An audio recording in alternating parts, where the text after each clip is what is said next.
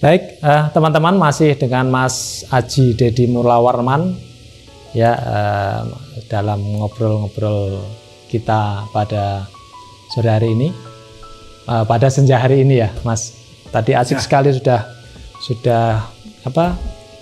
Pak Cokro, latar belakang beliau. Tapi ada yang menarik tadi, Mas. Ini soal bagaimana kesadaran Pak Cokro kayaknya sudah mulai kecil ya.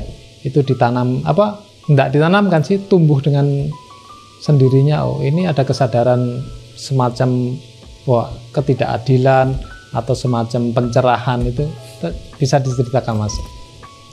Ya, mungkin karena beliau akan punya kedekatan dengan tokoh, dengan pamannya, dengan keluarga, meskipun dia keluarga Amtenar gitu ya. Yeah.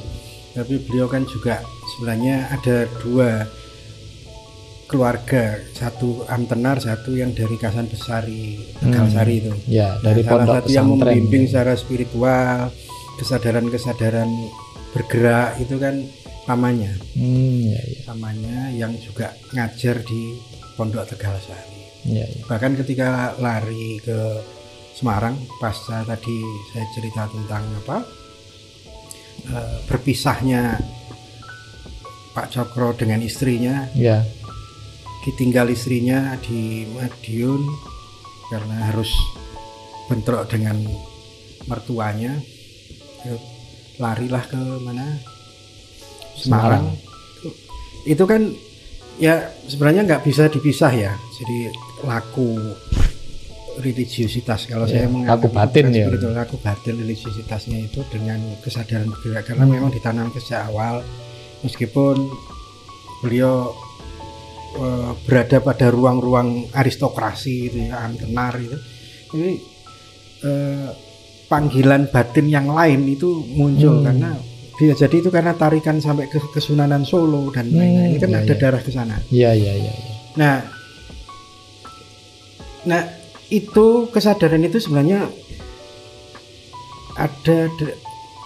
berada pada proses ketika beliau menulis. Awalnya kan beliau menulis di koran gitu ya. Makanya beliau kan ngomong kalau mau jadi pemimpin itu harus menulis seperti wartawan. Bicara seperti orator itu kan. Nah, pengalaman itu, pengalaman batin yang sejak awal di diri sampai beliau ketika di Semarang itu bisa jadi ini yang belum ada di mana-mana. Ketika saya ketemu sama Cicit ya beliau di Jakarta cerita gitu, ketika saya menyelesaikan buku Jang Utama itu kan. Ada perjalanan yang hilang, yang enggak, ini 2 tahunan antara dari Semarang ke Surabaya itu, beliau kelihatannya ke Mekah sampai ke Turki dan lain-lain. 2 tahun yang enggak terlacak itu. Enggak terlacak itu bersama pamannya. Makanya sampai sekarang di Yaman, di Hadramaut itu ada keluarga Tegalsari di sana. Pamannya ketika Pak Cokro mau pulang ke Indonesia nggak mau balik, masih ada di sana. Jadi pamannya ini kan pendamping dalam tanda kutip, pendamping spiritualnya, kayak Semarnya gitu ya. Semarnya Pak Cokro. Nah, dari situ pengalaman spiritual ke Mekah. Jadi ke Mekah itu bukan hanya tahun 1926 itu, tapi sebelumnya sudah 1908, 1908. Masa hilang 2 tahun itu ya, Mas? Ketika hilang 2 tahun itu. Nah, memang pikiran rasionalnya bisa dilacak, sampai pikiran religiusnya itu bisa dilacak dari tulisan. Kalau saya di teman-teman di Peneleh itu, saya sering cerita di Peneleh itu kan ada level pelatihan gitu, ada level syarah pemikiran Pak Cokro. Ada syarah pemikiran Pak Cokro itu bukan hanya melihat secara historis, tapi syarah pemikiran beliau. Kalau dilacak 1912 sampai 1916, tulisan Pak Cokro itu Islam dan nasionalisme. Nanti pentingnya pendidikan, muncullah tulisan tentang Muslim National Unterricht, bagaimana menjadi manusia Indonesia yang Muslim, Muslim National Unterricht. Pakai istilah Indonesia waktu itu Mas, atau masih India? Muslim National Unterricht namanya. Oh, iya. Itu. Kemudian maka di SI itu kan bikinlah sekolah-sekolah, sekolah-sekolah. Nah, sampai naik ketika Indonesia waktu itu, Hindia Belanda waktu itu masih, karena kan Belanda ada perubahan politik, kebijakan politik. Kenapa ada politik balas budi dan lain-lain ini? Karena kemenangan kaum Katolik dan kaum sosialis di Belanda. Makanya pikiran-pikiran sosialis masuk ke Indonesia. Muncullah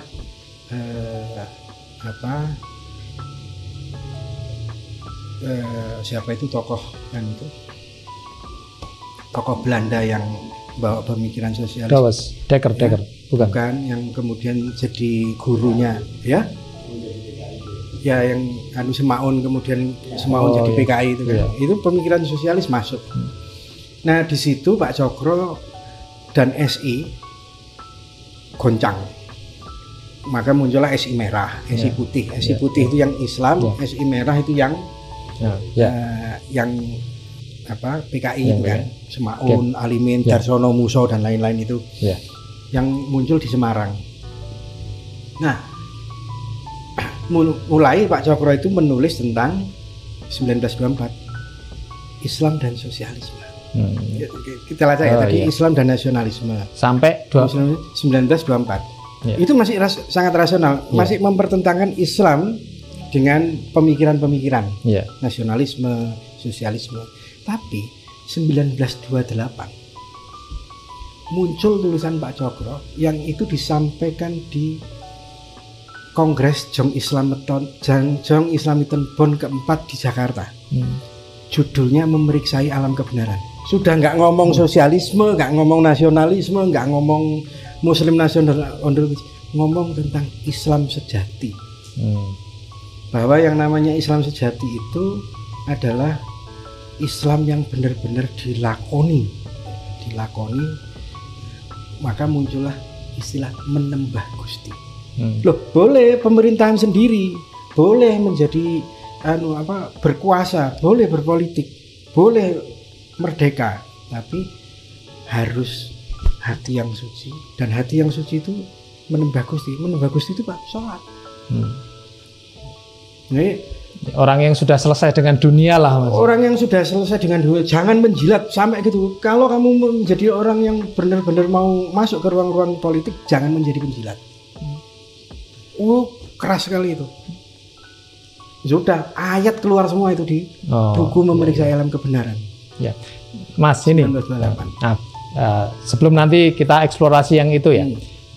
Saya dengar tadi yang soal 1916 tadi yang Pak Cokro bahkan sudah punya, bisa dalam tanda kutip ya, kalau orang Jawa bilang nerawang, ngerti sadurunge winarah atau kasyaf gitu Mas.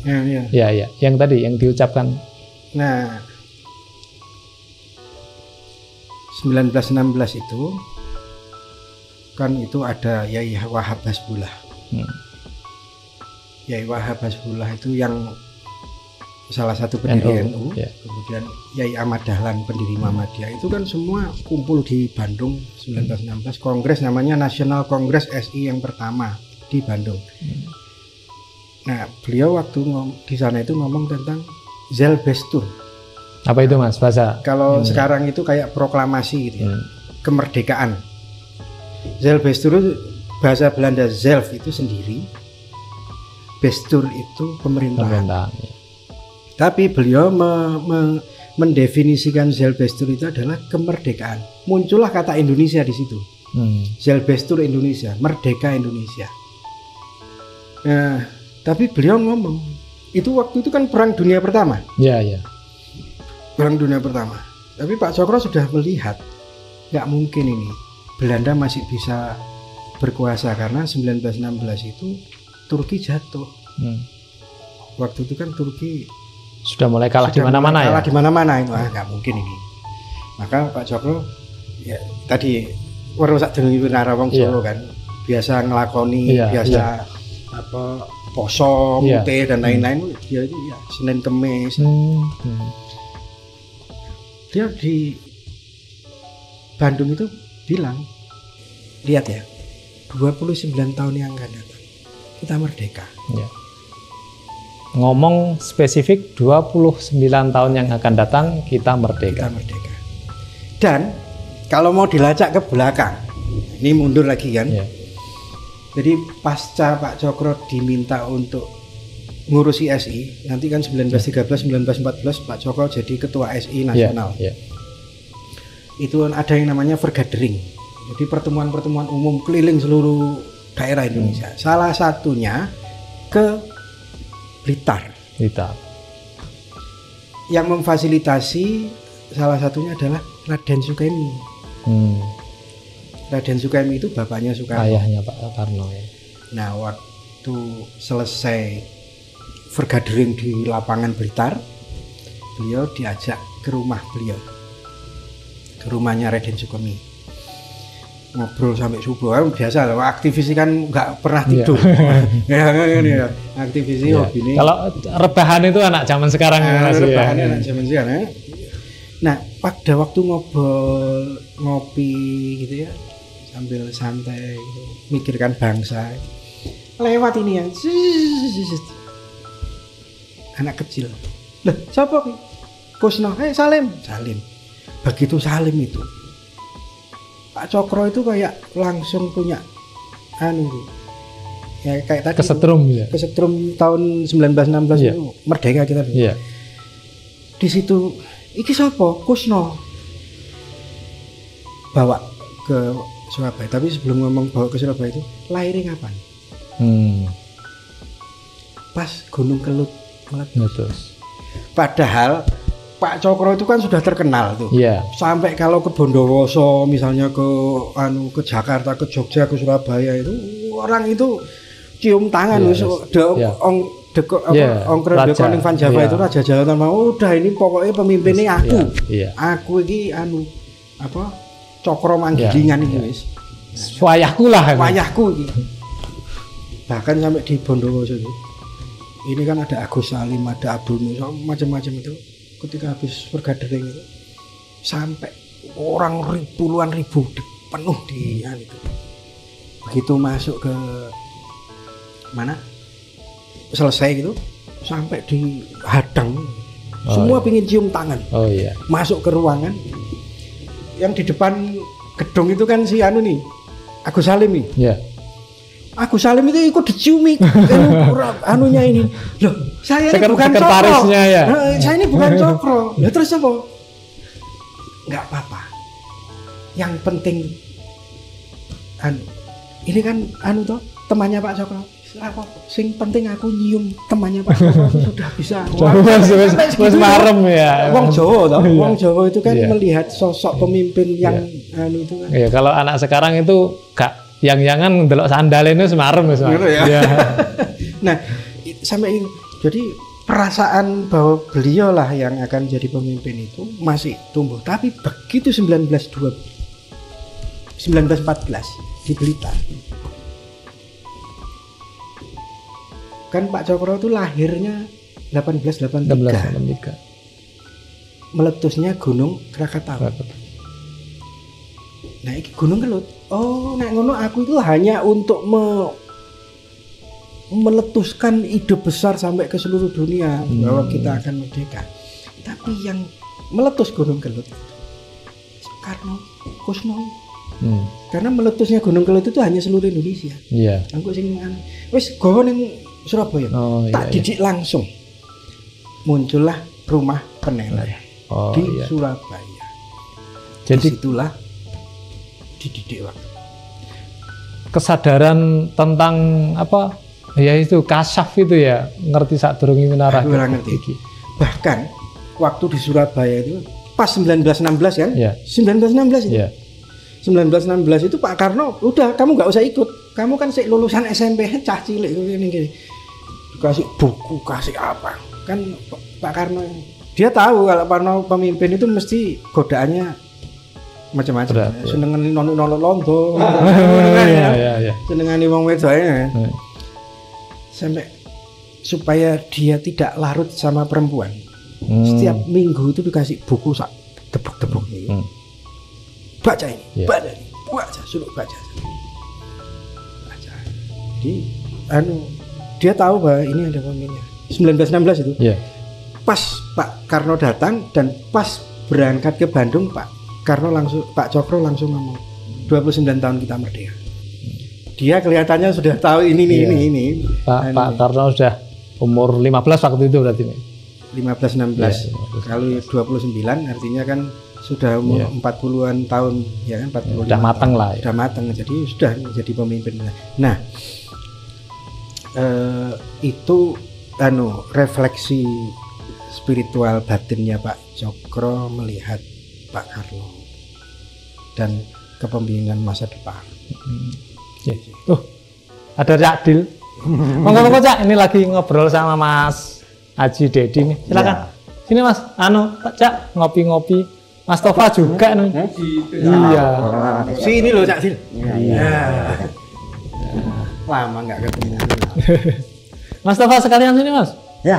Iya sini sekalian. Iya, emang kalau waktu dari mana tadi? Ya dari Smash sudah dengerin dari tadi. Dari tadi ya. Tak rungokno di luar. Cokro. Oh iya. Cokro betul, jadi tepat sekali emang kita. Kita dengerin, malah saya nyambungnya ke ini. Ya, jadi luar biasa tadi gambaran yang menurut wis ya. Menjadi jelas bahwa biyen itu jadi tidak tiba-tiba. Soekarno begitu tidak tiba-tiba kan itu. Nah, Cokro pun juga tidak tiba-tiba. Makanya mungkin ada PR ini untuk Mas Haji ini. Mungkin untuk melacak lebih lanjut, saya tergoda untuk bertanya mungkin ono hubungannya karo Kiai Soleh Darat juga. Karena di Semarang kan. Nah, kira-kira ada nggak sana yang Soleh Darat? Itu satu pertanyaannya. Nanti mungkin bisa dilacak. Karena waktunya hampir bersamaan. Kartini pun juga belajar ke Kiai Soleh Darat. Ya, Hasyim Asy'ari, Ahmad Dahlan dari Kiai Soleh Darat, gitu kan? Dan Semarang kan dulu. Wah ini Semarang aja main-main. Titik simpul. Ngumpulnya di. Tapi saya ingin juga lebih lanjut, lebih jauh. Kaitannya kalau di Ponorogo. Nah, di Ponorogo, menurut siapa namanya? Siapa sejarawan militer? Salim Said. Salim Said. Orang pertama kali yang namanya kita ketika melawan Belanda itu nyebutnya kita. Itu di Ponorogo. Sebelum itu tidak ada kesadaran kita. Di Ponorogo yang utama. Kemudian dikaitnya di Ponorogo juga orang yang sangat dekat dengan ibunya.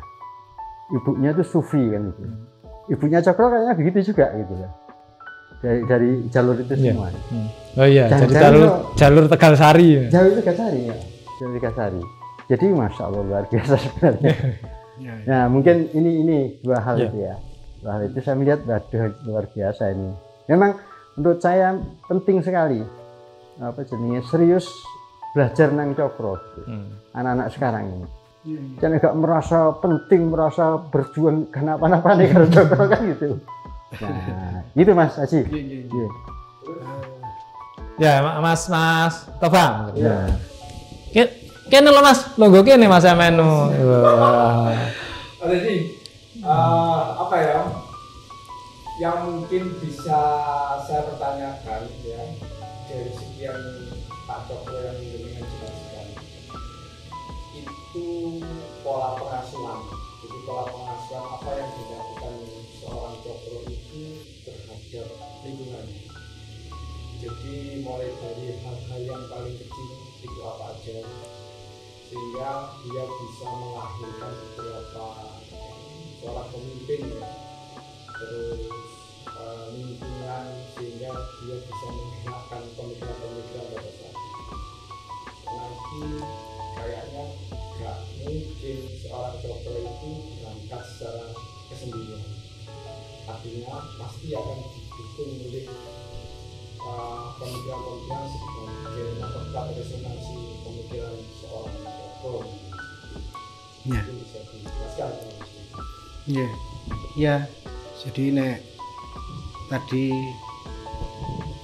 ketemu dengan Yai Soleh Darat, bahkan tokoh pergerakan Arab Ali Surati. Ali Surati. Ya, itu terus banyak beliau bertemu dengan, termasuk yang saya belum sampai sekarang bukan hanya Kartini dan Soleh Darat, Sosro Kartono. Sosro Kartono itu 1926 itu. Ya, sebentar Mas. Mungkin teman-teman perlu tahu, Sosro Kartono itu siapa sih, orang yang di masa lalu sangat luar biasa itu? Sosro Kartono itu kan kakaknya Kartini, yang orang paling cerdas, sarjana pertama Indonesia yang punya keahlian multi bahasa, 13 sampai 20 bahasa. 20 bahkan sekian itu ya, saya dengar itu ya. Sebenarnya dia sampai yang perjalanan ke Bandung itu dari dia kan sekolah di Belanda, makanya dia sarjana pertama Indonesia. Sampai di sana dia karena punya pengalaman bahasa yang banyak, bisa ngomong banyak bahasa, sampai dia menjadi salah satu penerjemah sandi dalam berbagai bahasa di Liga Bangsa-Bangsa itu. Kemudian tahun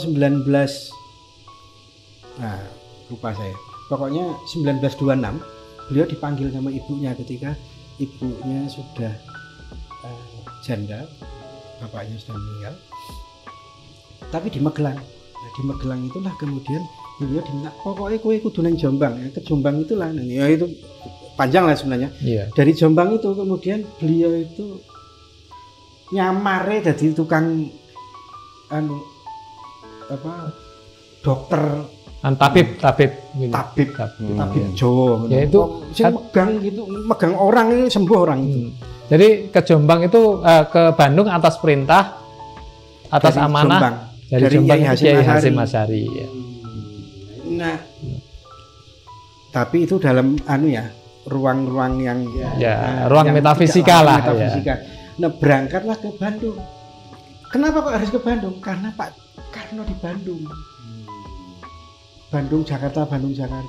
Jadi saya kok melihat ada berbagi peran Pak Cokro yang menggerakkan cara berpikir dan keislaman yang menyelesaikan masalah spiritualnya ini Sosro Kartono yang mendampingi Bung Karno ya Pak. Sehingga ini 45 itu jadi proklamasi beneran. Nah itu loh.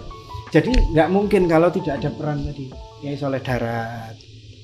Kita kan ngertinya Kartini, enggak, tokoh besarnya itu Sosro Kartono. Tokoh besar di balik Pak Karno itu siapa? Sosro Kartono dan Pak Cokro. Nah kalau kembali ke tadi pertanyaannya, terus siapa meneh koncone? Agus Salim. Kalau teman ya. Agus Salim, Abdul Muiz, Yai Ahmad Dahlan. Bahkan Yai Ahmad Dahlan dan Yai Wahab Hasbullah itu jangan salah, Yai Wahab Hasbullah itu hanya cuman jadi ketua Syarikat Islam di Mekah. Oh enggak. Beliau itu 1916 itu di Bandung dengan Yai Ahmad Dahlan menjadi pengurus pusat, pengurus nasional Syarikat Islam. Jadi tokoh Muhammadiyah dan tokoh NU berkumpul di Syarikat Islam di Bandung menjadi pengurus pusat. Kalau Yai Ahmad Dahlan itu namanya ketip, ya Ketip, sekretaris. Bukan sekretaris, bidang agamanya. Bidang agama. Oh, kotip ya. Kotip. Ketip. Jadi di mana diskusinya? Nah, gitu kan. Di Rumah Peneleh di Surabaya, Gang Peneleh itu. Gang 7 nomor 27 sampai 29. Di sana. Di Rumah Peneleh. Diskusi tentang bagaimana bahkan 1916, kalau ngomong 1916 ya. Kata kunci penting. Yalal waton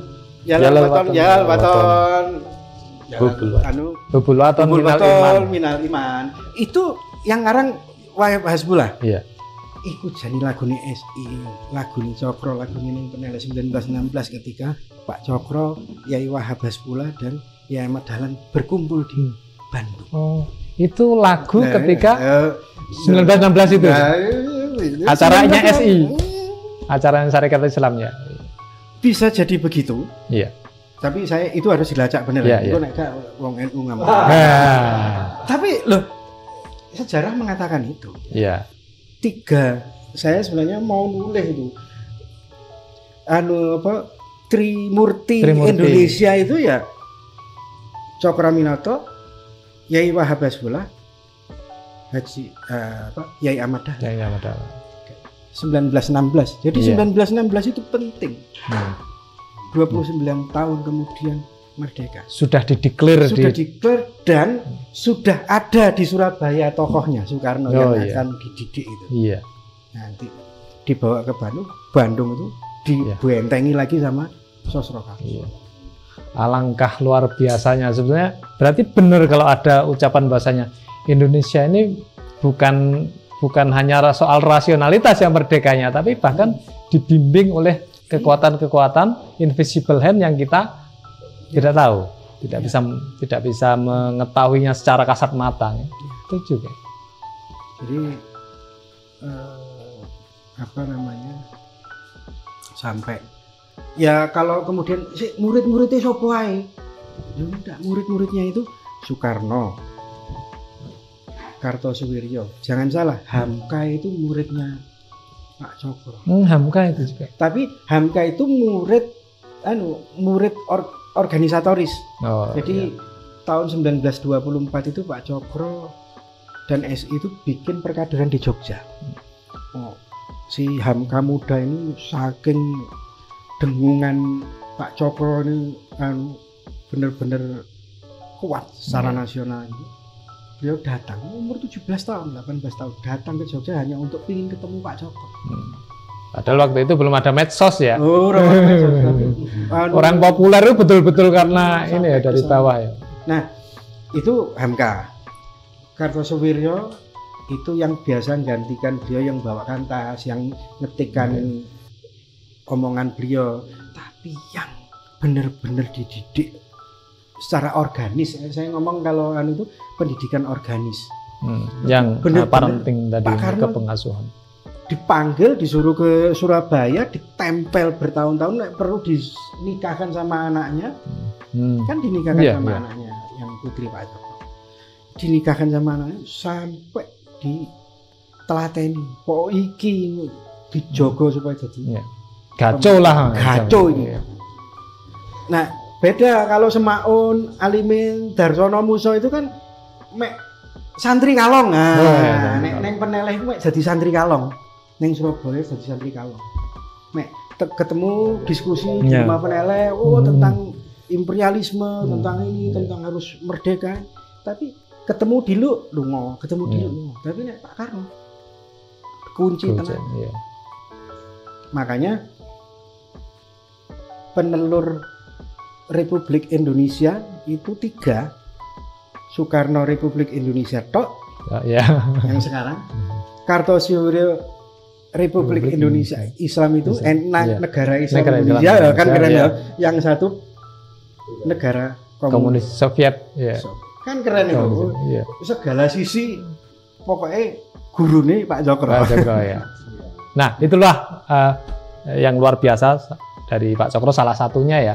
Bahwasanya ada tiga orang muridnya semua jadi presiden. Iya. Ada presiden Pak Karno, kemudian Kartosuwiryo, presiden negara Islam Indonesia, dan Semaun yang presiden komunis Indonesia ya. Tapi ingat loh, lihat itu gradasinya. Iya. Yang berhasil itu siapa? Republik Indonesia. Karena ini didampingi langsung, bener. Iya. Yang ini santri kalong tadi. Enggak, nek Kartosuwiryo jadi sekretaris kemana-mana. Iya. Nek iki santri kalong. Jadi urutannya jelas. Oh iya. Ndi sing dicekel, sing mek dadi dadi cantrik. Nah, cantrik lah kalau Kartosuwiryo. Kalau ini anak beneran, ini cantrik, yang ini kalong. Iya. Kalau dari tapi gini, saya ada sisi lain yang saya dengar yang ini juga agak begitu. Ide tentang Sumpah Pemuda itu kan akhirnya kan ya dari Cokro sebenarnya kan gitu. Kesadaran keindonesiaan. Tapi ada yang kritik, kok Sumpah Pemuda itu hanya 3. Bangsa, tanah air, dan bahasa kan itu. bukan negara. Iya, kenapa nggak negara saya? Ya, karena problemnya adalah negara kita ini sekarang ini gak karu-karuan gitu loh. Yang mungkin dasarnya dulu ketika Bung Karno nggawe ya, itu jadi mungkin ada yang masih blank ya, tentang negara. Apa mungkin karena problem waktu itu? Jadi problem bahwa Utsmani sudah mulai luntur ya kan. Kemudian ide nasionalisme dari jadi memang format negara masih belum ini belum mateng ya. Belum mateng, formulanya belum mateng. Gitu. Tapi saya ingin anukan gitu. Jadi ada pertanyaan seperti itu. Waduh, sayangnya biar Pak Cokro gak sekalian. Ya itu karena saya nggak ngerti apakah karena kesadaran Pak Cokro yang makin meningkat anunya dia, kesadaran batinnya itu ya, yang tadi ngomong bicara tentang memeriksa ilham kebenaran. Pasal 1928 ada muncul yang namanya program ASES dan program Tantim, kemudian tafsir program ASES. Nah, tafsir program ASES dan tafsir program Tantim yang dibikin oleh Pak Cokro khusus itu adalah desain negara menurut versi Pak Cokro. Yang sekarang masih dipakai oleh SI. Masih dipakai? Masih dipakai. Makanya di SI itu biasanya yang namanya ketua umumnya itu namanya presiden. Jadi sudah dirancang sejak awal presiden. Tapi itu tadi Pak Cokro itu kan punya pengalaman yang jauh, dan Pak Karno pasca dari Bandung kemudian ke Jakarta dan lain-lain di Tangerang, beliau kan sudah mulai kenal dengan berbagai ragam pemikiran dan lain-lain. Bisa jadi itu nggak selesai juga, bisa nggak selesai. Pak Cokro sudah bikin desain itu, tapi Pak Karno ya belum sempat matang di Pak Karno ya itu. Bukan gitu ya, Pak Cokro itu kan punya kebebasan gitu ya. Silakan, iki loh sing tak tawarno, tapi kalau kalian mau demokratisnya itu jalan gitu ya. Makanya pilihan-pilihan itu silakan aja. Padahal sebenarnya 5 sila yang ada di Pancasila itu, kalau baca, saya itu pernah nyandingkan cara berpikir Soekarno yang 5 sila dengan cara berpikirnya Pak Cokro itu ada, dan itu sama. Ya. Dan itu nggak pernah diungkap toh. Berarti yang rumah mana di Flores ya? Mungkin yang kalau ceritanya yang kita dengar kan di bawah pohon jambu ya itu. Mungkin kan sebetulnya dari pengalaman interaksi dengan Pak Cokro di masa mudanya itu sudah. Oh iya, pasti itu karena tadi itu transformasi pemikiran, bacaan lo dari mana umur 16 tahun sampai kuliah. Bahkan setelah kuliah pun beliau tuh masih pulang loh, ditelepon sama istrinya Pak Cokro yang kedua itu kan, karena Pak Cokro masuk penjara, ditelepon balik ini anak adik-adikmu gak sing ngewangi oleh Pak Cokro masuk penjara, balik Pak Karno ya, itu balik ke Surabaya untuk sempat sampai setahun itu nggak kuliah, hanya untuk merumat adik-adiknya. Nah, maksud saya begini, nggak mungkin ya selama bertahun-tahun itu kalau Pak Karno nggak dididik secara intens ya. Dan itu makanya saya ngomong ini pendidikan organis, dan pemimpin sekarang tidak ada yang dididik secara organis untuk menjadi pemimpin visioner ke depan. Dan pemimpin sekarang tidak ada yang bisa bikin buku. Jelek itu pemimpin, paling ghostwriter. Ini menarik gini. Kalau memang dulu sebelum Indonesia lahir itu ada Ancol. Ancol itu ibaratnya dalam sebelumnya adalah tempat yang paling jauh sebagaimana orang itu harus meletakkan ya. Jadi akhirnya muncul ibaratnya sekarang ini Ancol negara itu sudah ada. Mungkin enggak itu dibangun kembali sebagai kekuatan pilar-pilar itu untuk pasca 29 tahun ke depan. Ini harus kita konsumsi kembali karena kita ketahui pemimpinan Cokro dengan per tahunan 29 tahun ya itu akan mengalami perubahan. Nah sekarang fase ini ya, fase sekarang negara ya, itu sebetulnya fase sebelum ada Indonesia. Makanya buku Jang Utama itu tahun 2016 terbitnya. Oh, itu rupanya. Nek 29 tahun lagi artinya 2045 itu ada mercusuar yang akan dihidupkan sejak awal sekarang. Makanya kita butuh itu. Sekarang kan kepemimpinan kita politiknya itu kan sangat cara berpikirnya sangat teknis kekuasaannya. Nanti 5 tahunan. Dan kemudian mesti ujungnya nek ora politik ekonomi. Ini nek jare Acemoglu Robinson, negara yang gagal dan negara yang berhasil itu kalau politik dan ekonominya berhasil. Loh itu caranya berpikir bar. Cara berpikir Indonesia kan nggak gitu. Beda. Cara berpikir Indonesia itu selalu Pak Cokro kalau kita belajar 29 tahun yang akan datang ya, tapi itu kan ditoto. Apa agendanya? Bukan agenda kekuasaan, bukan agenda ekonomi, apa agenda kebudayaan. Artinya kebudayaan, budaya, budidaya diri anak muda, ideologisasi dan anunya itu diselesaikan, manusianya diselesaikan. Makanya saya itu kan sekarang bikin sama teman-teman dosen dan lain-lain itu kan teman aktivis-aktivis masa lalu yang stres dengan dunia sekarang. Bikin yang namanya Rumah Peneleh itu di Malang sini. Itu sama. Agendanya Zelbestur. Aksi. Tapi yang dikenalkan apa? Jangan orientasi politik, jangan orientasi ekonomi. Agendanya 1000 tahun yang akan datang. Bukan hanya 29 tahun yang akan datang. Bukan 29 tahun, 1000 tahun sebagaimana Rasulullah. Agenda kebudayaan Rasulullah itu kan 1000 tahun. Ora apa-apa Rasulullah meninggal, tapi sing ngrasakno awake dhewe. Rasulullah nek pengin egois, pengin jadi presiden bisa, gitu kan? 1000 tahun yang ada. Orang apa-apa kene mati tapi besok yang akan jadi pemimpin-pemimpin sejati adalah pemimpin yang hatinya tulus, hatinya bersih. Moga-moga gitu. Ya, amin.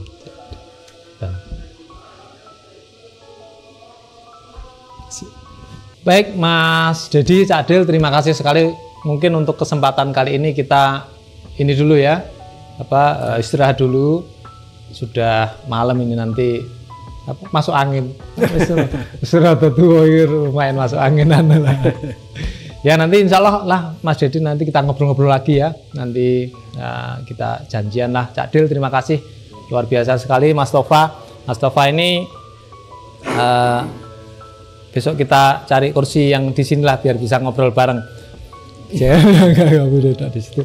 Baik teman-teman, sekiranya itu dulu kita pertemuan kali ini. Nanti kita lanjut di kesempatan yang akan datang. Selamat malam, sampai jumpa lagi.